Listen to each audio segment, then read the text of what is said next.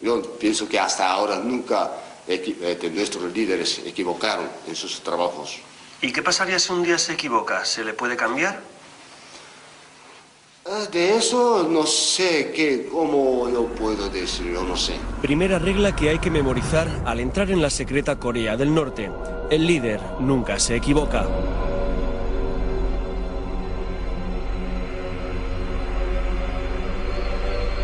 Esta es una reproducción del mítico paralelo 38 que separa desde hace 54 años a las dos Coreas.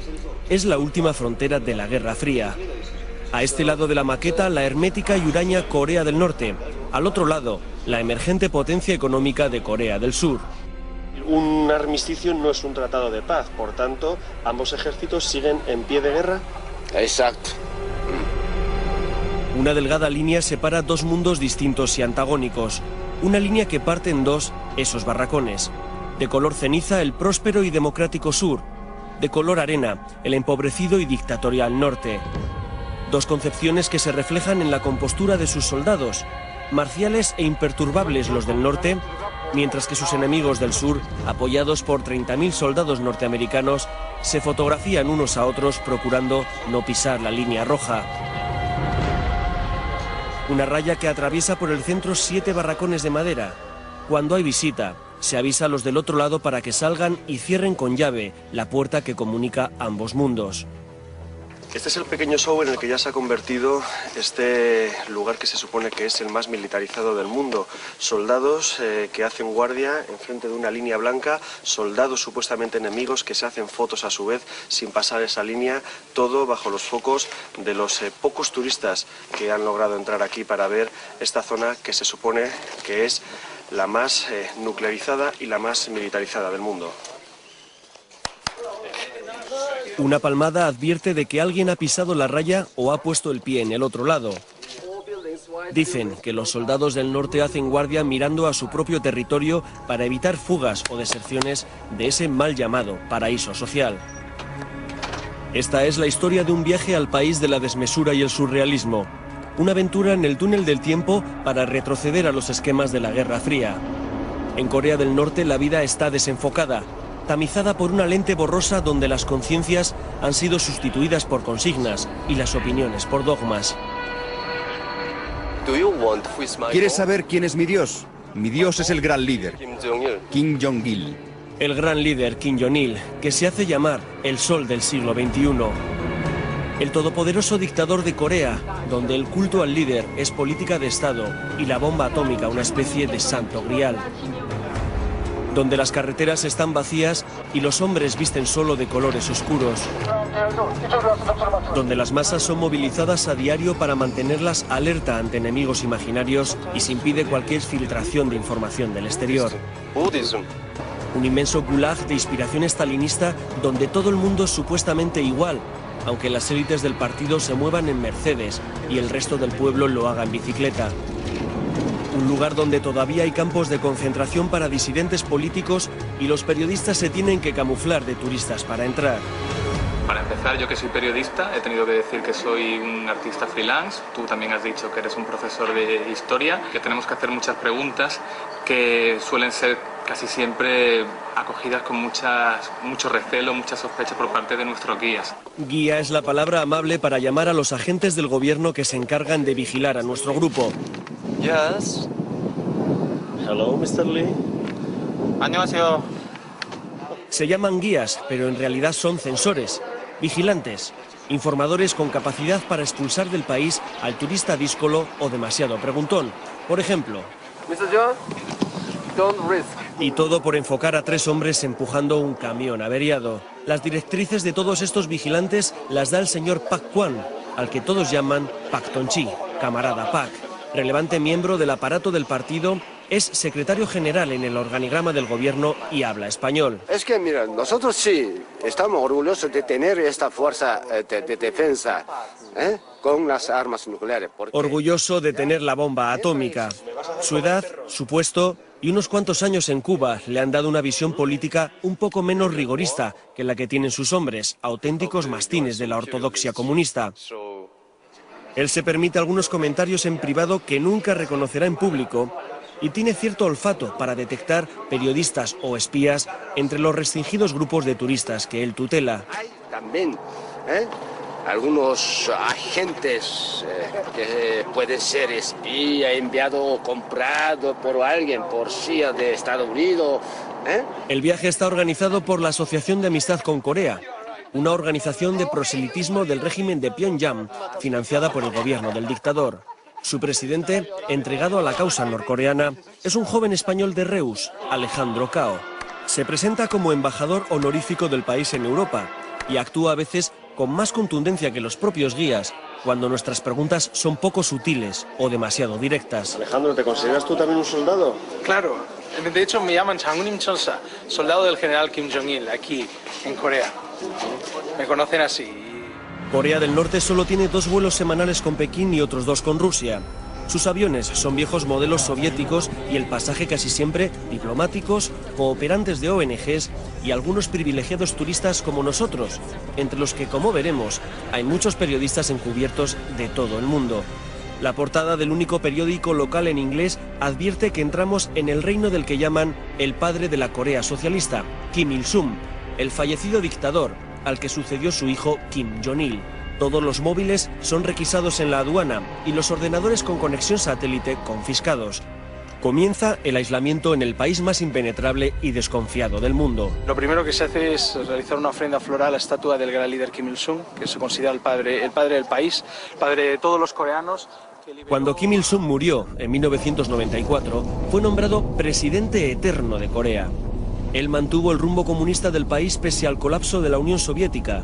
Todo el mundo le venera, dicen los guías, porque si no, dicen los disidentes, se puede acabar en un campo de reeducación. Hay una foto suya en cada casa. Hay 35.000 estatuas suyas en todo el país. Hay miles de sellos con su cara que no se pueden usar por no pasar la lengua en su reverso y billetes con su efigie que nunca deben de ser doblados en las carteras. No se puede pasar por delante de una estatua sin reverenciarla o darle la espalda a un dibujo. En este lugar, en este sitio donde esta señora no me deja estar, porque dice que estoy de espaldas al líder. En un culto a la personalidad que raya en lo paranoico. Uri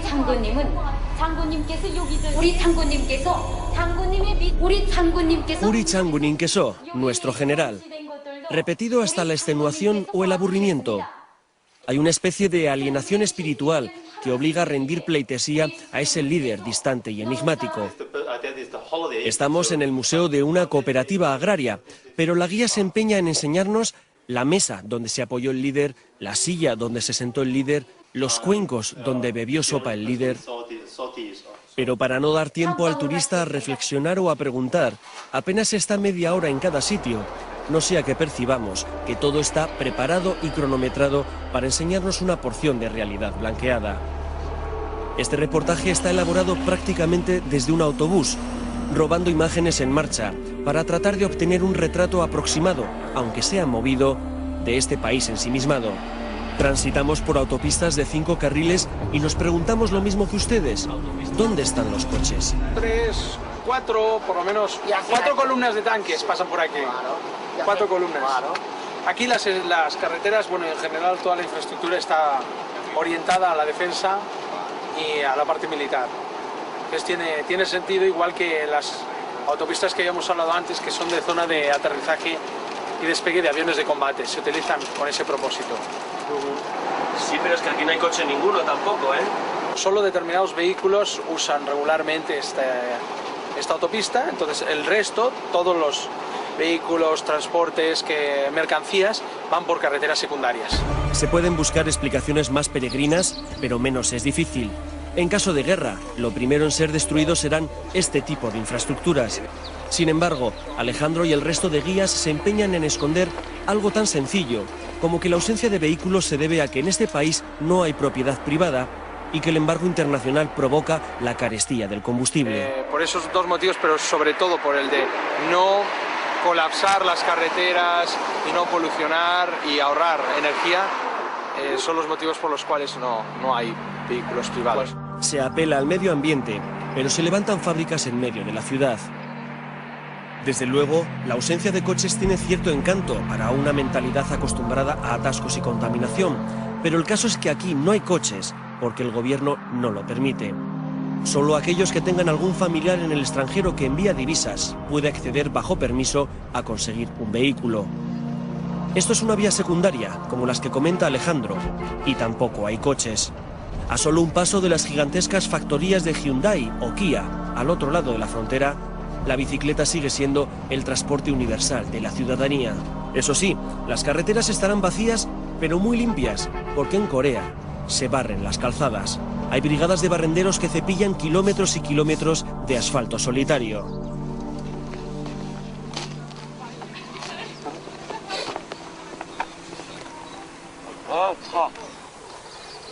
Pues en lo que he tardado en bajar del autobús, a este señor le han dicho que se aleje para que no le podamos sacar mientras está barriendo en solitario una carretera por la que no pasa ni un solo coche.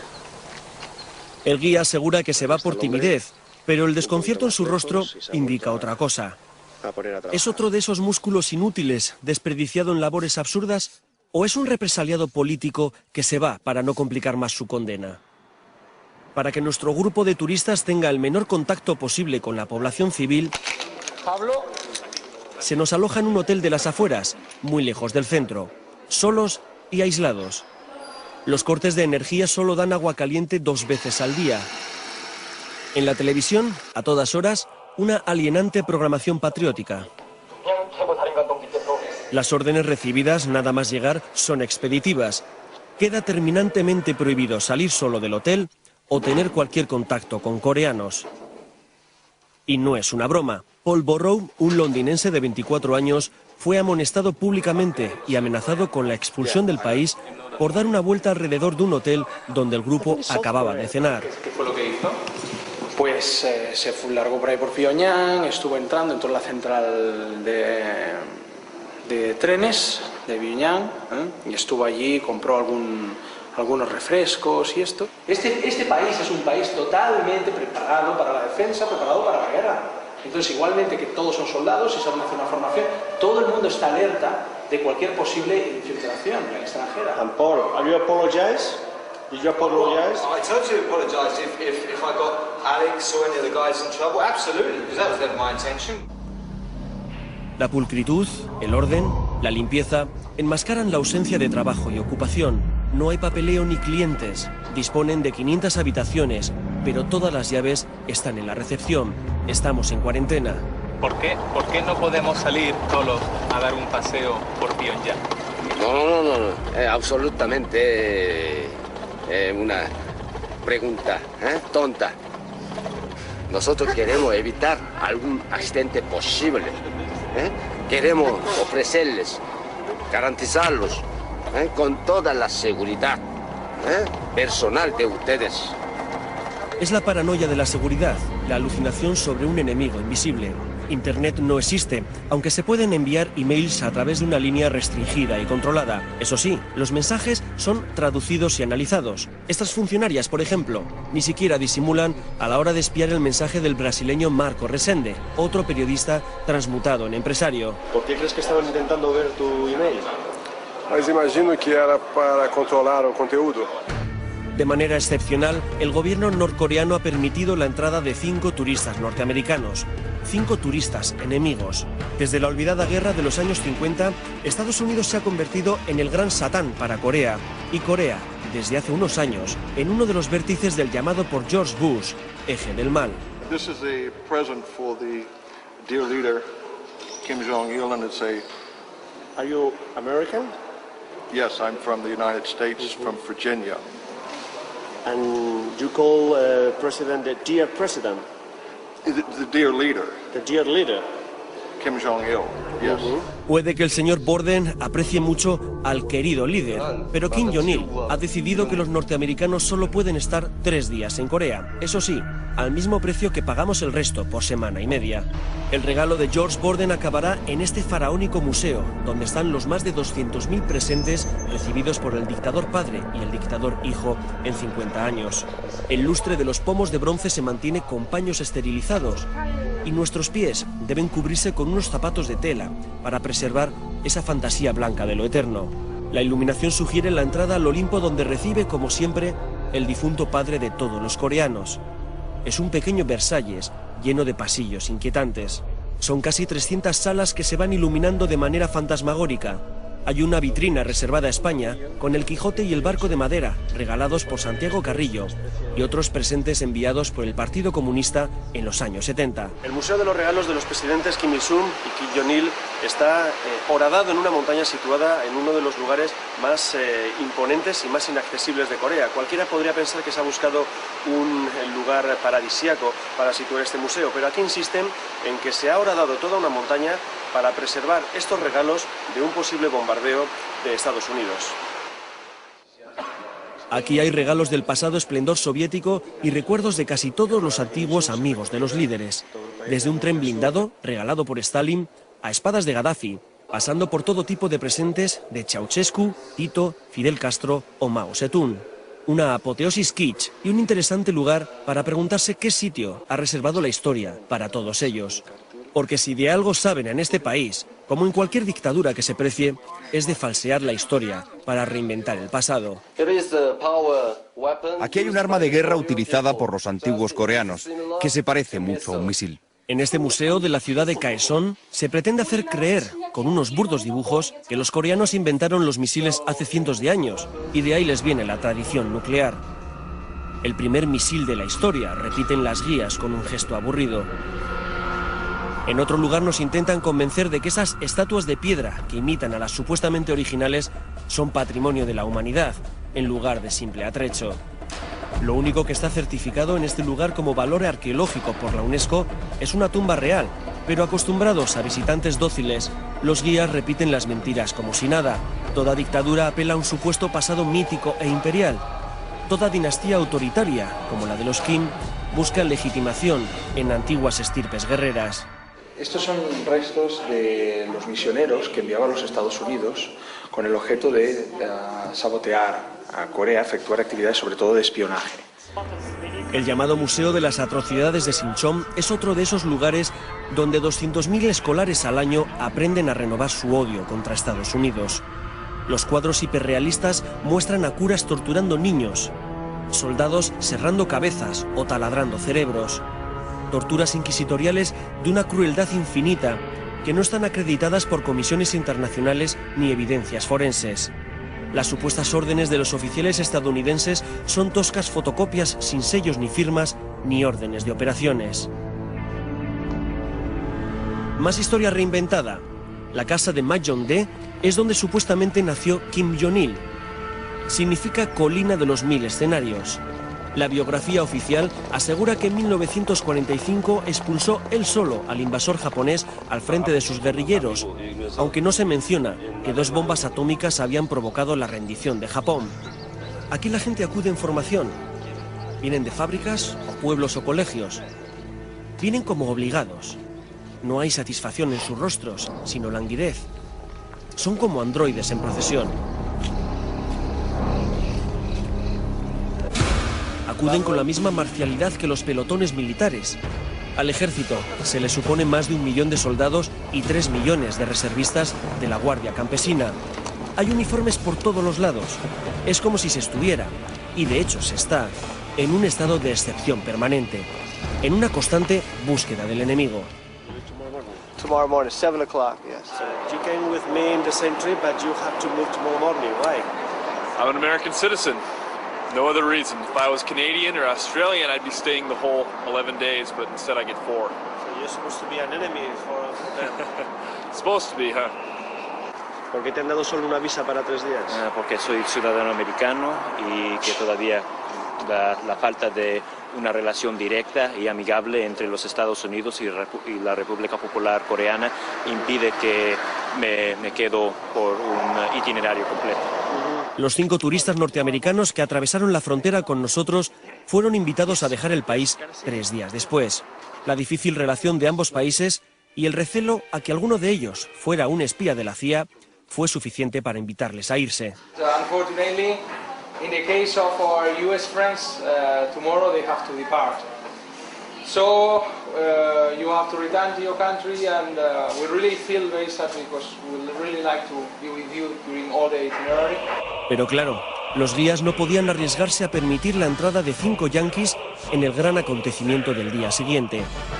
La mayor parada militar en años, con la exhibición de todo su músculo militar, incluido los misiles de largo alcance, a los que se les supone capacidad nuclear. 12.000 soldados al inquietante y filofascista Paso de la Oca. Miles de miembros del partido de riguroso negro coreografiados con una precisión milimétrica. Una movilización de masas que recuerda cierta iconografía nazi. Canciones épicas. Letras que dicen al líder: si tú no existes, nosotros tampoco existimos. Y nosotros, los turistas periodistas, reteniendo todas esas imágenes en la memoria porque nos impidieron pasar la cámara. Memorizando las lágrimas entre los asistentes, las muestras de histeria colectiva, los gritos de júbilo al líder porque en la tribuna solo estaban los incondicionables del régimen. Y el visitante que ve pasar esos misiles al lado, que ve cómo la gente puede acercarse a tocarlos en el parking, a bromear, haciendo como que aprietan el botón de la lanzadera. El visitante que imagina los millones de euros que puede costar cada misil para un país tan miserable, cuando se recupera de la impresión de estar rodeado de lunáticos, pregunta a uno de los responsables de nuestra vigilancia por la bomba nuclear. No tenemos armas nucleares para amenazar a otros países, no. Es solo para autodefensa. Tenemos armas nucleares para defender nuestro país de provocaciones y nuevas guerras del imperialismo norteamericano. Lee es uno de los discípulos aventajados del señor Pak. Ambicioso y fanfarrón, sus opiniones son las más dogmáticas y militantes. No se desvía ni un milímetro de la doctrina oficial. Busca espías por todos los lados para ascender en el aparato del partido y revisa continuamente nuestras guías o apuntes para descubrir algo incriminatorio, algo de propaganda imperialista. Yeah, but why don't you want to see any American movie? I hate American US imperialists, so I hate American movies because Lee es un producto perfecto del adoctrinamiento temprano de los jóvenes en el odio a todo lo que huela norteamericano. Durante su época de universitario participó en las famosas marchas de antorchas, otra turbadora movilización de masas. 200.000 personas purificadas por el fuego y sublimadas en el culto a un líder que se siente a gusto en su papel de semidios.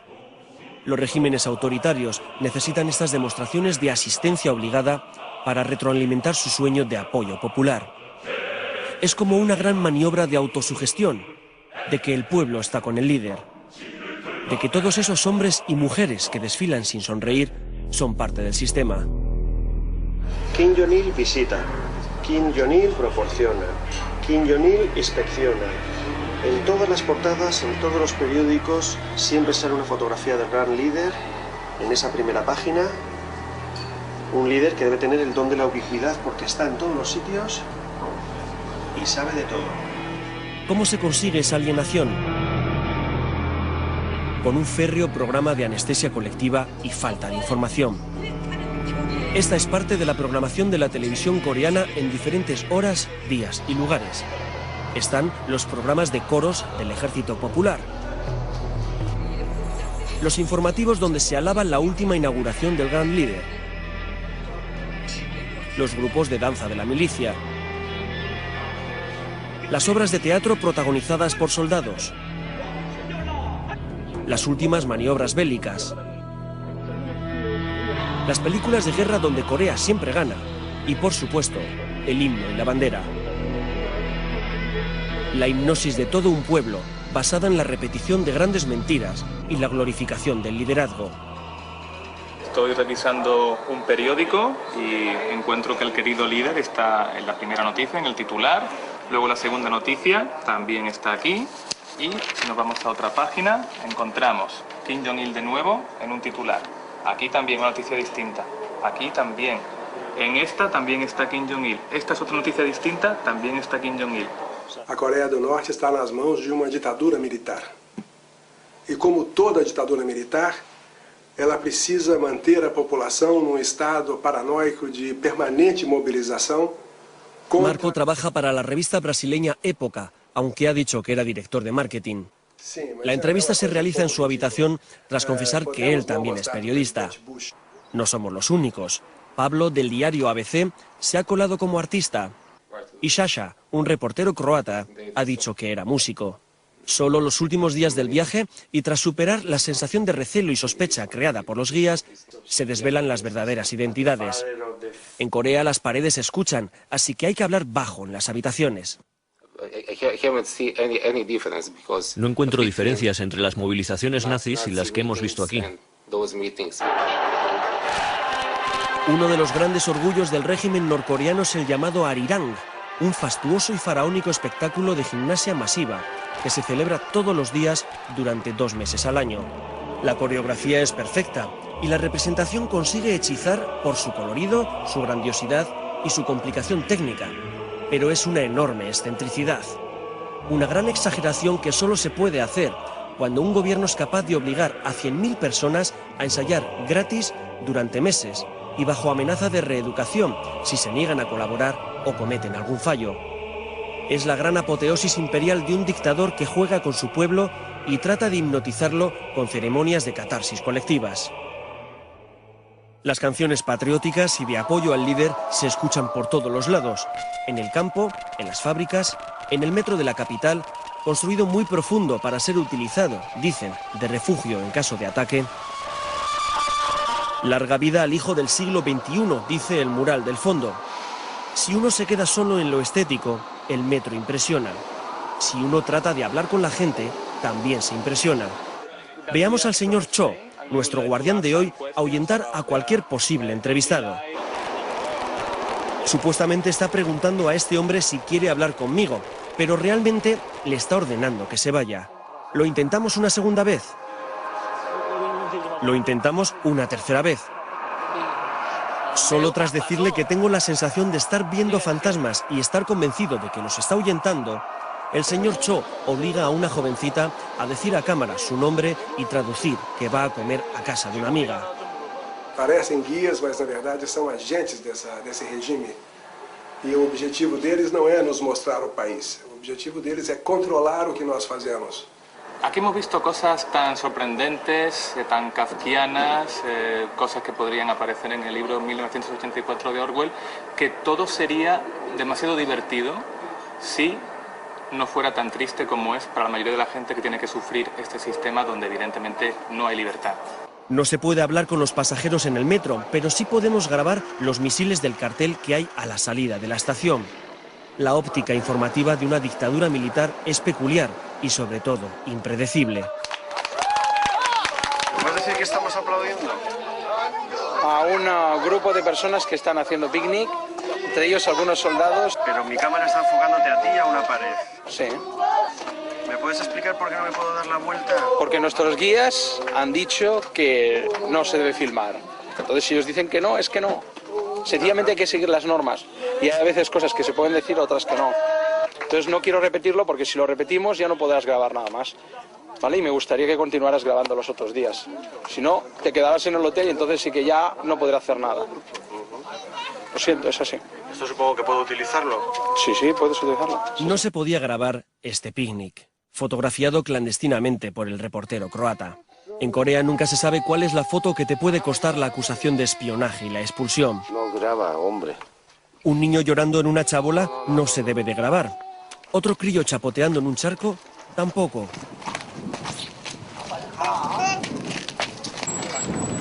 Esta otra imagen refleja una postal de tarde en un parque de la ciudad de Sinchon.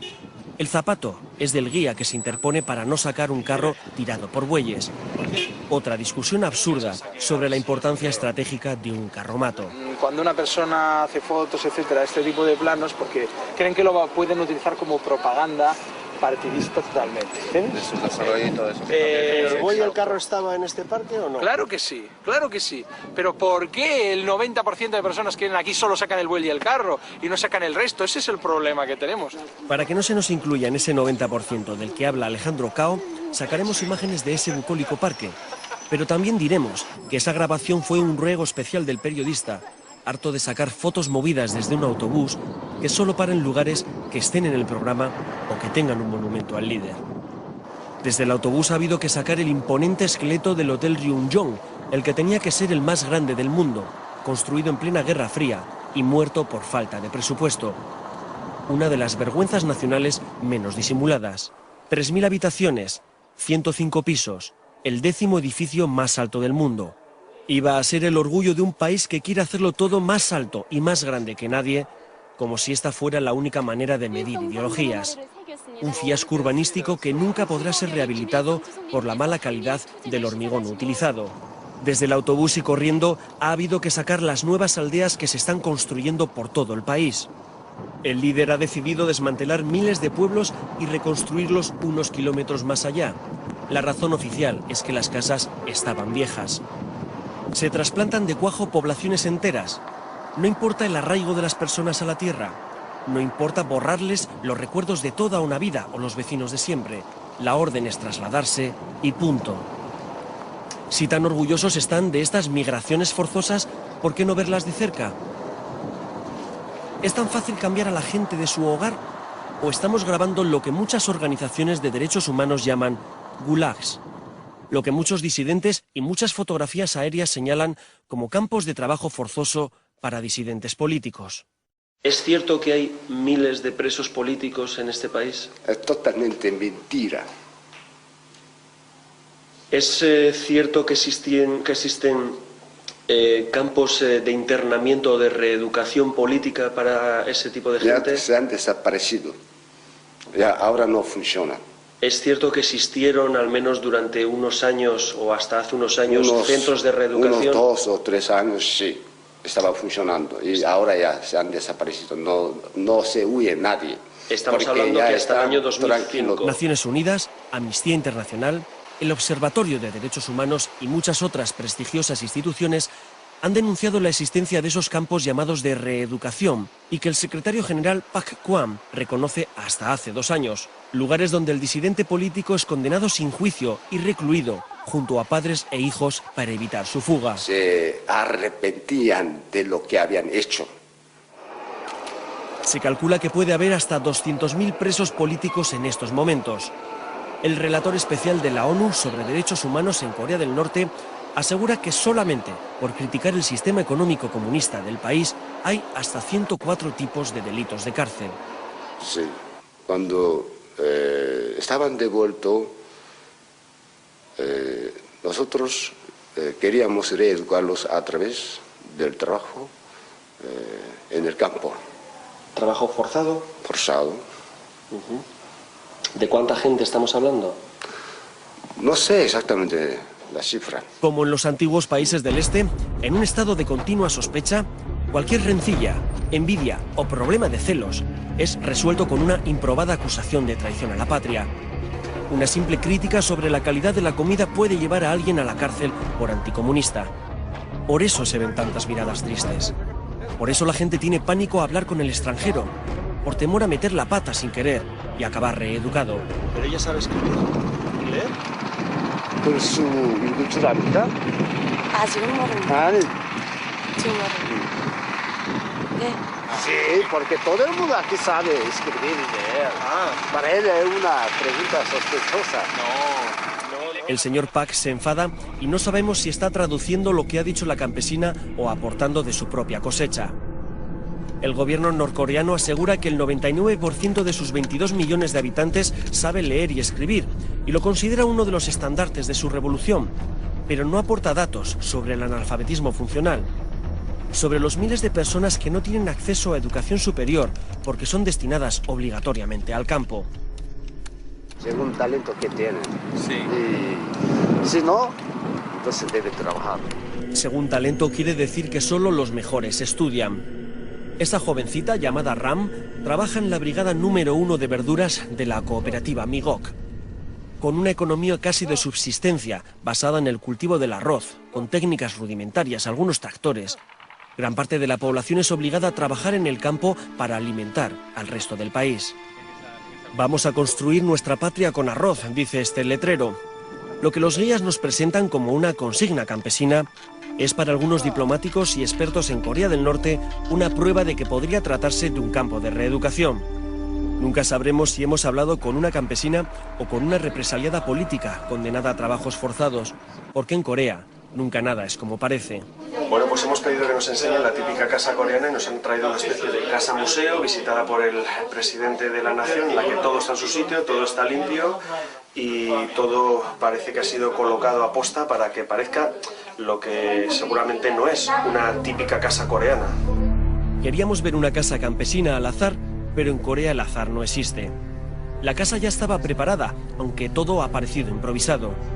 Se trata de una familia modélica, fotografiada, qué casualidad, con el líder.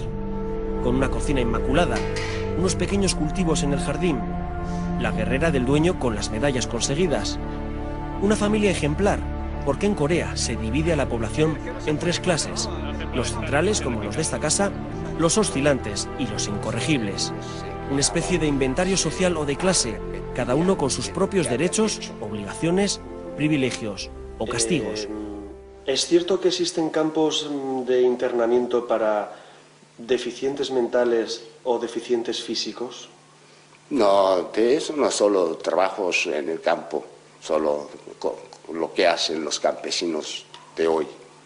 ¿Pero hay cooperativas que se montan exclusivamente para gente con deficiencias físicas? No, solo como en las granjas de cooperativas normales. Solo ellos estaban como aparte de los campesinos de la misma granja. Este señor que porta unas muletas es lo más parecido que hemos visto a una minusvalía física. Tampoco hemos visto ningún deficiente mental, porque como reconoce el señor Park, la espartana Corea del Norte encierra a sus disminuidos en granjas y cooperativas donde se dedican a trabajar a destajo como mano de obra defectuosa. El dictador Kim Jong-il trata a su pueblo como si fueran figuritas folclóricas de escayola. Su país es como un enorme juguete de hombres y mujeres sometidos a su voluntad. Cada uno tiene su puesto y su función, y si se rompe, se repone. El gobierno ha reconocido que hubo más de 300.000 muertos durante la gran hambruna de hace 5 años. El líder le puso nombre a esa época terrible, la Marcha Penosa. Algunas ONGs elevan la cifra a casi 2 millones de muertos por hambre. Entonces, quedan secuelas.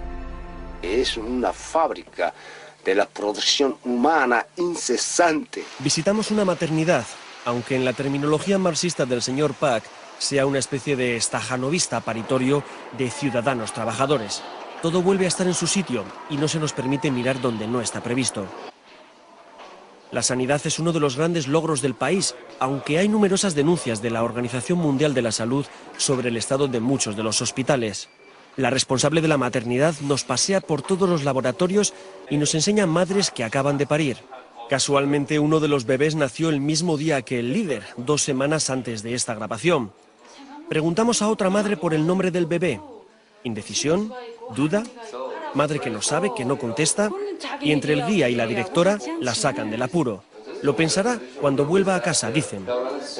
¿Era todo un montaje?, nos preguntamos. ¿Era una madre real? ¿Qué madre no sabe el nombre de su hijo 2 semanas después del parto? Preguntamos a Pak. Antes del parto, así, la pareja ya tiene nombre de su hijo o de su hija. La directora de la maternidad nos cuenta orgullosa que han comprado 105 nuevas incubadoras, pero oculta que según el último informe de UNICEF, el 30% de los recién nacidos en Corea son prematuros debido a la escasa alimentación de las madres y la pobre calidad de la comida.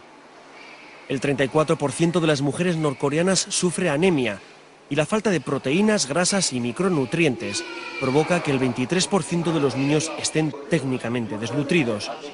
Algo que ha empezado a hacer mella incluso en el ejército, donde se ha tenido que reducir la altura mínima exigida para el servicio militar de 1,50 a 1,30.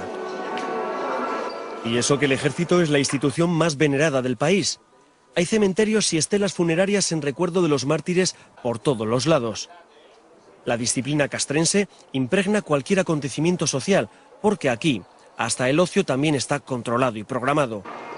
No hay ninguna familia en Pyongyang que no haya visitado el famoso y extravagante Museo de las Flores y no se haya fotografiado con miradas de trámite ante la imagen de los 2 líderes, padre e hijo. Aquí solo hay begonias rojas y orquídeas moradas, modificadas genéticamente, y a las que se les ha dado el vanidoso nombre de Kim Il-sunias y Kim Jong-ilias en honor de los dos dirigentes. Entre los centros de flores dedicados a los líderes se pueden ver incongruencias visuales como estas pistolas sobre pétalos rojos o reproducciones de misiles entre ramos de orquídeas. Son flores para el pueblo, rezan los carteles, entregadas por los dos padres de la patria. El gran líder ha escrito centenares de libros como este, ha diseñado la ciudad entera, ha pensado en sus plazas, en sus monumentos, ha inventado nuevos sistemas hidráulicos, software para ordenador, ha logrado la bomba atómica y todo lo ha hecho él. Dicen aquí que es porque tan solo duerme 3 horas diarias, y es que uno de los primeros objetivos de cualquier régimen totalitario es eliminar la capacidad crítica y reflexiva de sus ciudadanos. La Torre Juche pasa por ser, como no, el monolito más alto del mundo. Está erigida a la ideología del mismo nombre creada por el presidente Kim Il-sung. Básicamente, es un marxismo-leninismo redefinido con elementos confucianos y que se resume, según la experta, en una frase. El hombre es el maestro de todo y decide sobre todas las cosas. Si cambiáramos el enunciado y dijéramos que el líder es el maestro y que el líder decide sobre todas las cosas, estaríamos ajustando mejor el ideario Juche. Una teoría mantenida en base al absoluto desconocimiento de otras realidades sociales que pudieran contaminar este paraíso social. Por eso, hasta la especialista hace preguntas tan sorprendentes como esta. En tu país, por ejemplo, ¿todo el mundo tiene derecho al voto o puede presentarse a las elecciones? El aislamiento es imprescindible para mantener una gran mentira. Por eso se reescriben las biografías oficiales de los líderes, para dotarlos de un pasado heroico y cierta pátina intelectual. Por eso se levanta un colosal parlamento para 700 diputados que, sin embargo, solo se reúne una vez al año. Por eso los diccionarios enseñan a decir buenos días en coreano o deseo una larga vida al camarada presidente. Y por eso se le adjudican al líder poderes sobrenaturales o se inventan estadísticas. ¿Qué estás leyendo, Valentín? Pues un libro sobre las construcciones en Corea del Norte. ¿Qué tal está? Pues la verdad es que bastante sorprendente, porque son capaces de construir viviendas en 4 minutos y 54 segundos y en un día entero pues construyen apartamentos para 200 familias. ¿Eso es un libro oficial? Pues sí, editado por el gobierno de Corea del Norte. Qué desmesura, ¿no? Pues diría yo que sí. Valentín Plamenov es búlgaro, vive en Madrid y trabaja para un mayorista portugués de viajes. Se crió en los años 80 en un régimen muy parecido a este, por eso es capaz de detectar las pequeñas sombras que acechan a esta versión del comunismo a la coreana. Son pequeñas contradicciones que han empezado a socavar, siquiera superficialmente, la marmórea ideología norcoreana. Desde hace unos años se han abierto boleras y salas de juego donde acuden los hijos de las élites urbanas. Se juega sin dinero para evitar la ludopatía, pero jugar se juega. Así, de esta manera, nosotros mantenemos entre la juventud el espíritu socialista, no el espíritu capitalista. Las autoridades han permitido la apertura de un casino en los sótanos de un gran hotel. Al lado incluso una sala de masajes, donde se pueden comprar los servicios de una prostituta.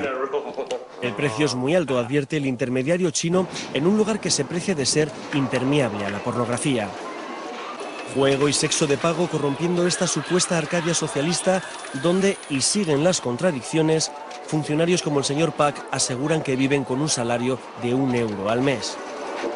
Pero nosotros con $1 vivimos. ¿Pero eso qué? ¿De qué manera?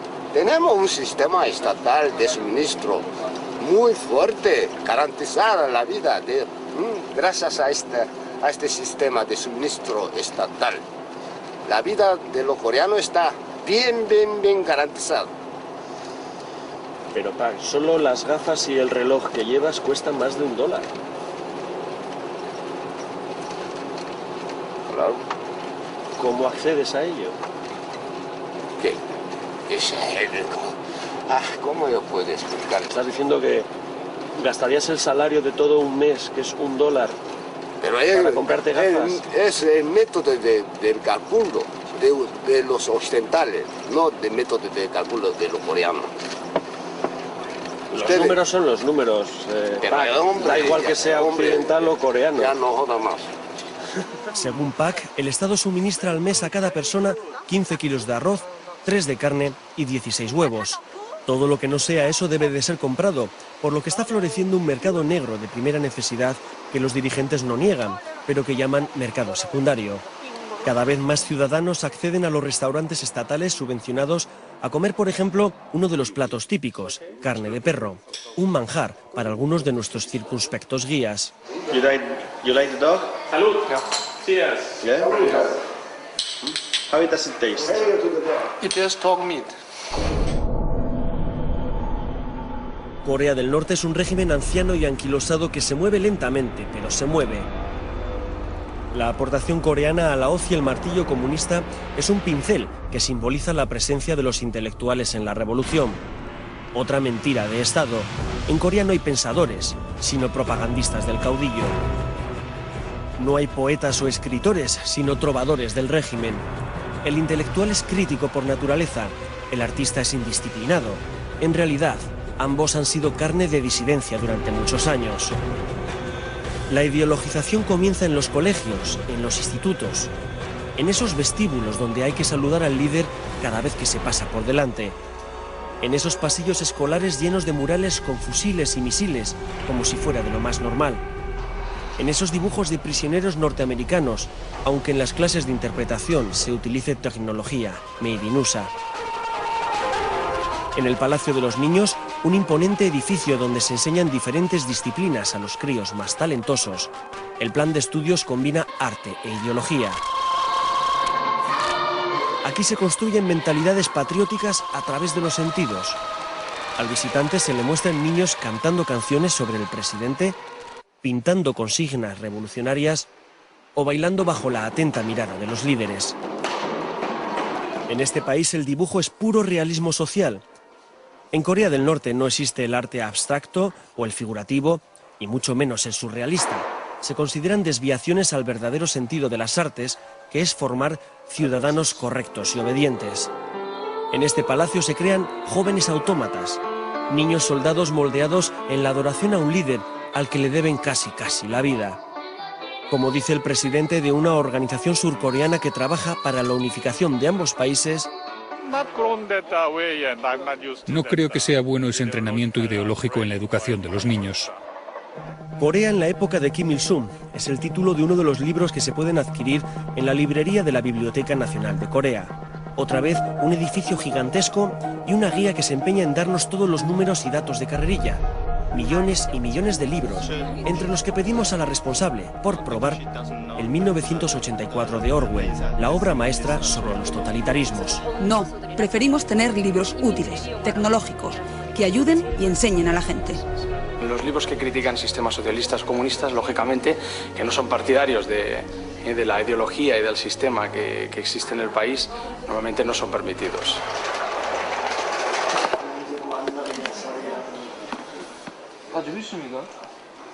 Le pedimos el castillo de Kafka, donde se describe el terrible poder de una inaccesible autoridad. Tampoco lo conocen. ¿Qué obras interesan entonces?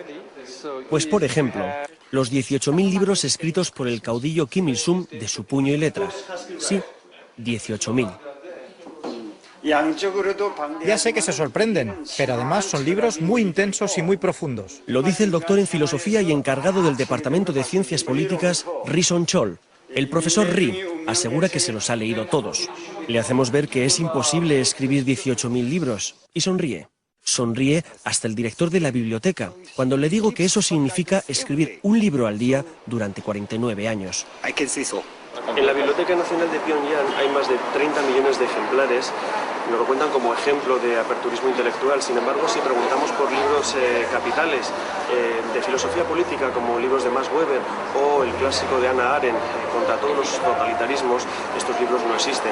Y desde luego lo que no tienen es el libro de George Orwell, 1984. Quizás porque el protagonista de esa novela, ese gran hermano autoritario, se parece demasiado al protagonista de este país. Kim Jong-il ha logrado mantener a su pueblo en un estado de tensión constante sin que la cuerda avance hacia ningún lado. A los coreanos del norte como nación se les supone fieros y peligrosos, pero como pueblo se muestran dóciles y conformistas. Así es el último bastión comunista del planeta, un estado totalitario y paranoico que mantiene encerrado y aislado a todo un pueblo. Al dejar el país, una buena noticia. Nos devuelven a todos nuestros teléfonos móviles. Volvemos a sentirnos dueños de nuestra agenda.